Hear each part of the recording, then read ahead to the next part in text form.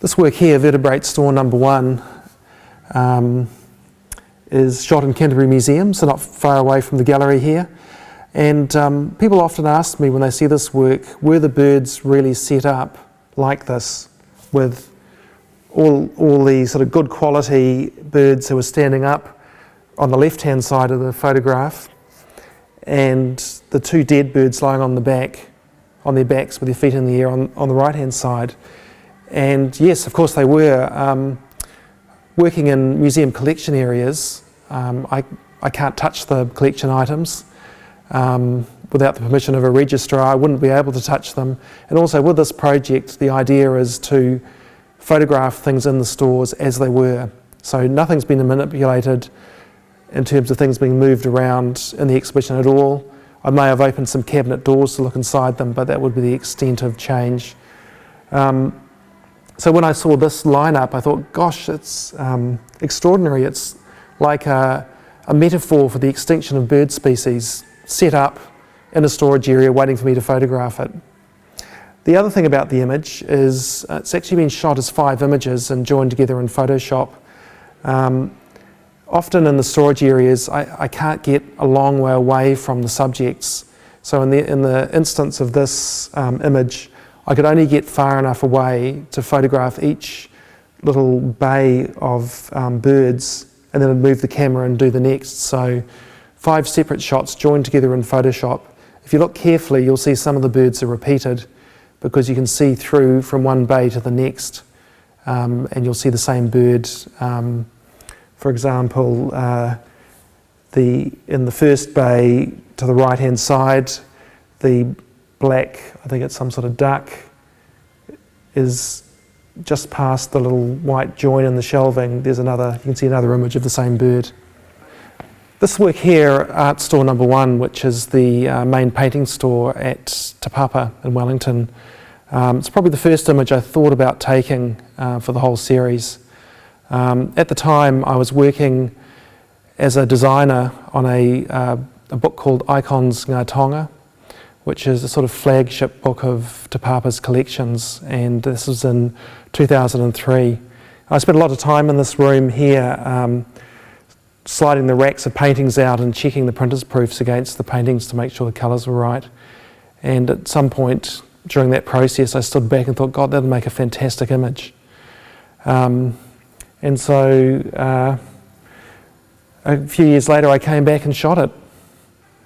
These 2 works are actually art stores here in Christchurch Art Gallery. Over there, the far image is the painting store where we see a combination of portraits, some by Goldie and of Māori figures, and others of some eminent Europeans, including Dick Seddon. And what I love about this image is the way it actually combines 2 histories, shared histories in New Zealand, portraits of Māori and portraits of European ancestors. To the right of that painting, to the right of that photograph, is a contemporary art store, and here we see some beautiful sculptures by the late Julian Dashba, The Big Bang Theory, in which he put the names of prominent New Zealand artists onto some drum kits, which very humorous but very thoughtful work. And I was pretty excited when I went into that art store and Julian's work was sitting there ready for packaging for, I think it was going on tour somewhere. This work is Taonga Māori Store number 2, which was shot in Whanganui Museum. And what I really like about this work is, just looking at it, you can think about the carvings not just as carvings or pieces of architecture, but they're actually portraits of ancestors. So if you look at the top of the photograph, the 2 pieces which we call kororo, are ancestors that would be mounted at the apex of the barge boards on a meeting house, sort of looking over the house. So one way I like to see this work is in combination with the other art store pictures with European depictions of ancestors in the European tradition of painting. And with this work, it is Māori tipuna, or ancestors in the Māori tradition of whakaido, or carving.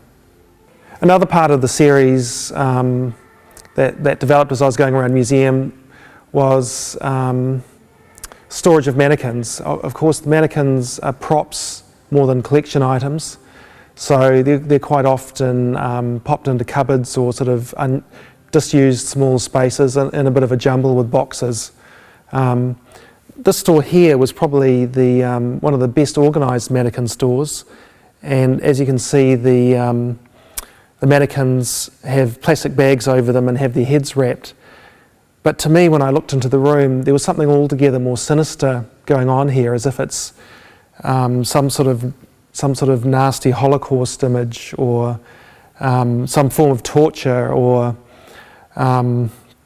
imprisonment, with figures labelled with numbers and bags over their heads so they couldn't see. And the other kind of spooky thing in the image is the box down in the left-hand corner, which has the inscription, "Children's Arms, Damaged Ones at Bottom."